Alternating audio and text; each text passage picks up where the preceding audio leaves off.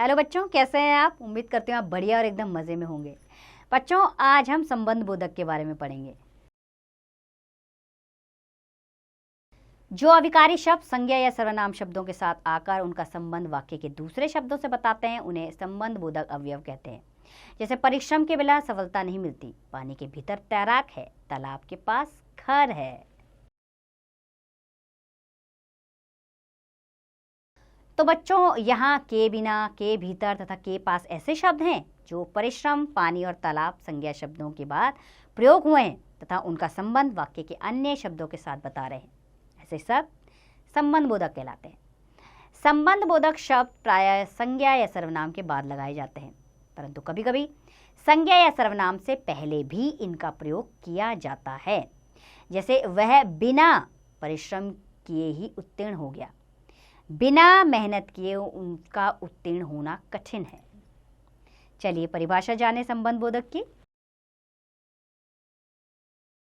जिन अवयव शब्दों से संज्ञा या सर्वनाम का संबंध वाक्य के दूसरे शब्दों से जाना जाता है, वे संबंध बोधक कहलाते हैं।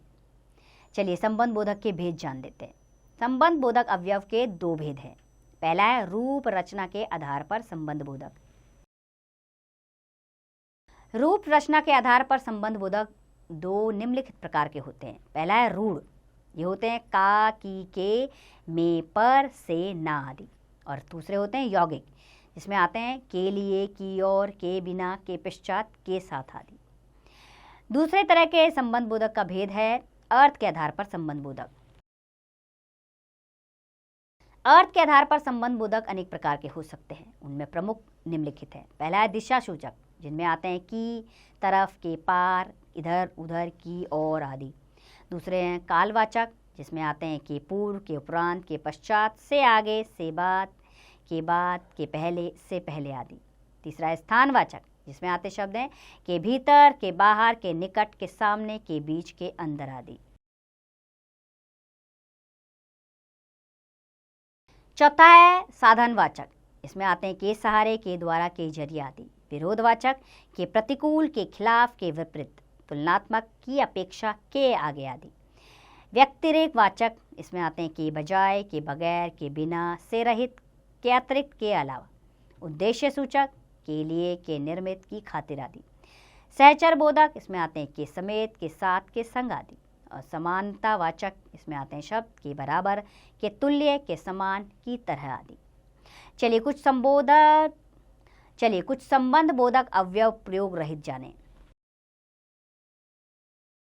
जैसे अखबार के नीचे रुपए रखें, स्कूल के सामने अस्पताल है, हमारे घर के चारों ओर सुंदर बगीचा है, चार हाथी जुलूस के आगे चल रहे हैं, बाहर जाने से पहले मुझसे मिलना, चोर दुकानदार के भीतर घुस गया।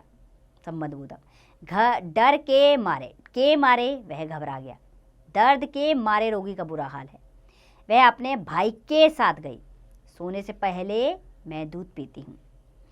चलिए अब संबंध बोधक तथा क्रिया विशेषण में अंतर जान लेते हैं। बच्चों, कुछ ऐसे शब्द हैं जिनका संबंध बोधक और क्रिया विशेषण दोनों रूपों में प्रयोग होता है।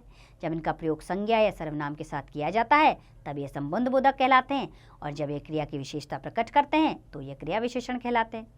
निम्नलिखित उदाहरण देखकर इनमें निहित अंतर को समझ लेते हैं। देखिए, जैसे पहले क्रिया विशेषण है, वह मुझसे पहले पहुंचा, संबंध बोधक है, मैं पहले घर पहुंचूंगा। भव्य ऊपर बैठा है, क्रिया विशेषण, भव्य पेड़ के ऊपर बैठा है, संबंध बोधक। तुम बाहर चले जाओ, क्रिया विशेषण, मकान के बाहर आम का पेड़ है, संबंध बोधक। वे भीतर बैठे हैं, क्रिया विशेषण, वे कमरे के भीतर है, संबंध बोधक। वे यहाँ रहते हैं, क्रिया विशेषण, वे हमारे यहाँ रहते हैं, संबंध बोधक। आइए पाठ से संबंधित ध्यान देने योग्य बातें जानें। संबंध बोधक शब्द संज्ञा या सर्वनाम का संबंध वाक्य के अन्य शब्दों के साथ जोड़ते हैं। संबंध बोधक अवयव के दो भेद हैं। पहला है रूप रचना के आधार पर संबंध बोधक और दूसरा अर्थ के आधार पर संबंध बोधक। रूप रचना के आधार पर संबंध बोधक दो प्रकार के होते हैं, रूढ़ और यौगिक। और अर्थ के आधार पर संबंध बोधक के भेद हैं दिशा सूचक, कालवाचक, स्थानवाचक, साधनवाचक, विरोधवाचक, तुलनात्मक वाचक, व्यतिरेकवाचक, उद्देश्यवाचक, सहचर बोधक और समानतावाचक। जब किसी शब्द का प्रयोग संज्ञा या सर्वनाम के साथ होता है तो वह संबंध बोधक अवयव कहलाता है। और जब क्रिया की विशेषता प्रकट करता है उस समय क्रिया विशेषण होता है। तो उम्मीद करती हूँ बच्चों आपको संबंध बोधक अच्छे से समझ आया होगा। अब इसका अभ्यास कार्य आप स्वयं कीजिए।